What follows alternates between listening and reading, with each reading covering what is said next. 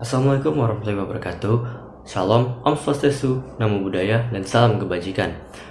Perkenalkan, nama saya Khairul Fadi, dan di sini saya akan menjelaskan sedikit nih apa sih itu tentang Pancasila dan apa sih dasar negara, juga sejarah singkatnya.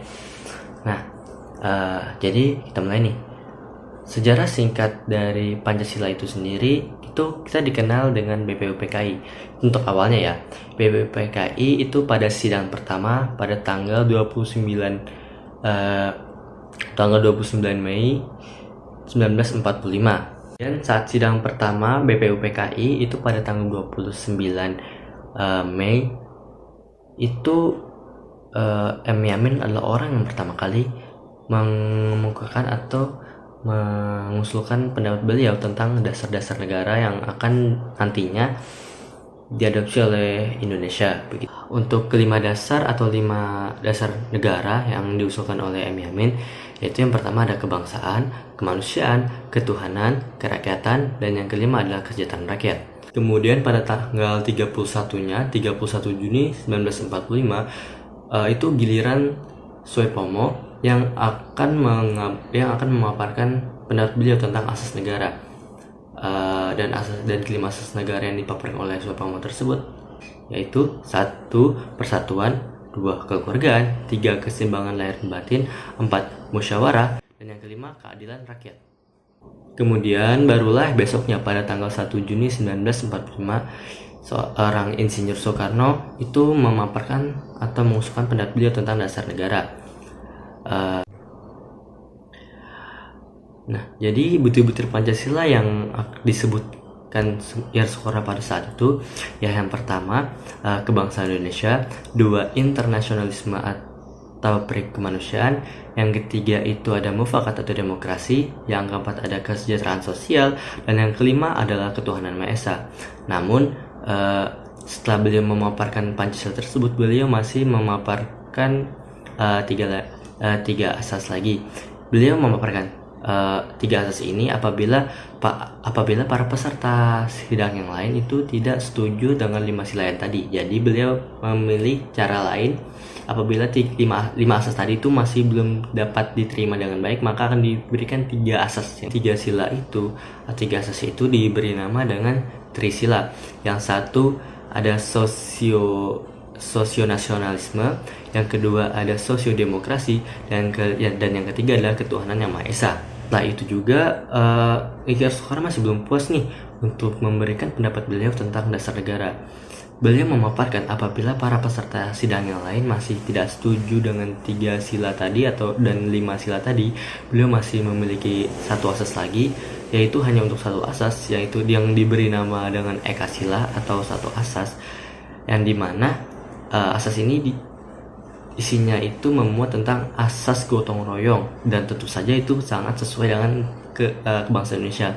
Namun jika para peserta sidang yang lain tadi tidak lebih menyukai yang kelima dan setuju untuk yang Pancasila tadi, maka alangkah lebih baiknya jika kelima tadilah yang akan diambil dan bukan yang ketiga atau yang kesatunya.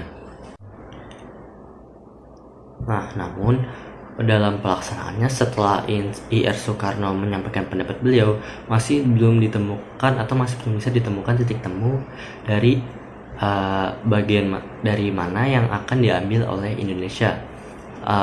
Singkatnya nih, peserta sidang lain ini belum setuju, belum ada pikiran buat yang lain.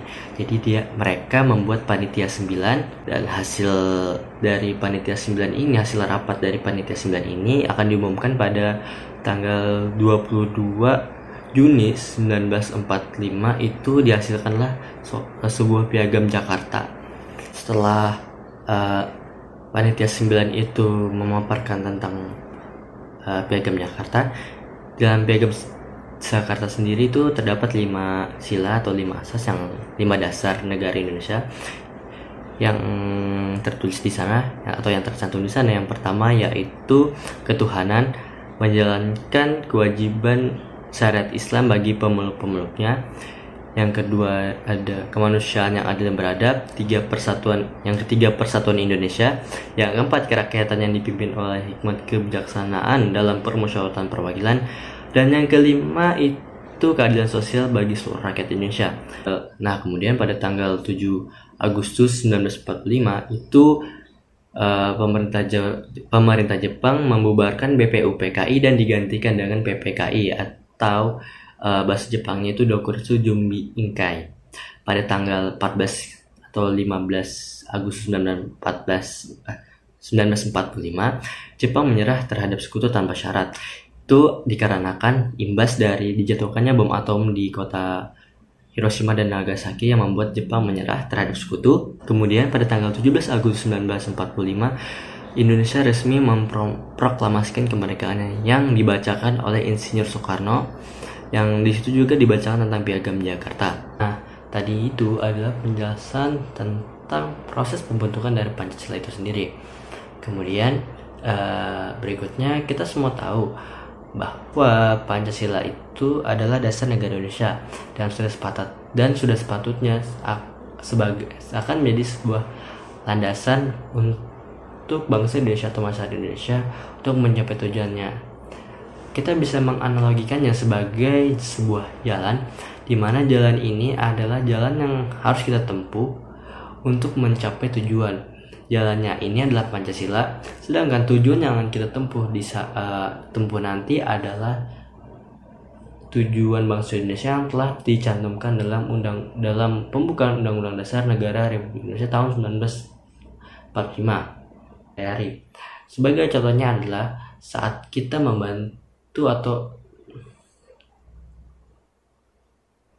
salah satu contohnya adalah kita sebagai mahasiswa atau remaja yang baru menginjak usia dewasa, kita sudah memiliki beberapa kewajiban. Salah satunya yaitu sesuai dengan sila yang keempat, yaitu kerakyatan yang dipimpin oleh hikmat kebijaksanaan dalam permusyawaratan perwakilan, yang dimana di situ kita diwajibkan untuk bermusyawarah dan juga ikut melaksanakan jalannya proses musyawarah tersebut. Salah satu contohnya adalah ketika nanti kita akan adanya proses pemilihan ketua RT atau RW atau pemilu di tahun 2024 misalnya, kita sebagai mahasiswa sudah siap untuk ikut pemilihan sesuai dengan menggunakan hak pilih suara kita agar suara hak pilih suara kita dapat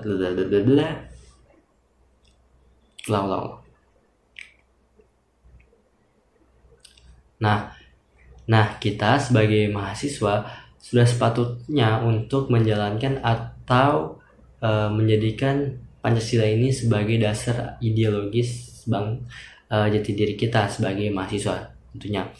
Dan tentu saja contohnya seperti misalnya kita mengikuti pemilu atau pemilihan ketua RT yang harus dilakukan ke kita mahasiswa sebagai remaja yang baru menginjak usia dewasa untuk menggunakan hak pilih kita atau hak suara kita untuk bisa dipertanggungjawabkan dengan baik sesuai dengan sila yang keempat. Bisa saja nanti kita gunakan untuk pemilihan atau pemilihan presiden di tahun 2024 nanti, kita harus memilih hak suara yang harus kita pilih, menggunakan hak kita secara bijak dan juga menjalankan amanah dari sila keempat tersebut. Itu saja sekian yang dapat saya sampaikan. Kurang lebihnya mohon maaf. Wabillahi taufiq wal hidayah. Wassalamualaikum warahmatullahi wabarakatuh.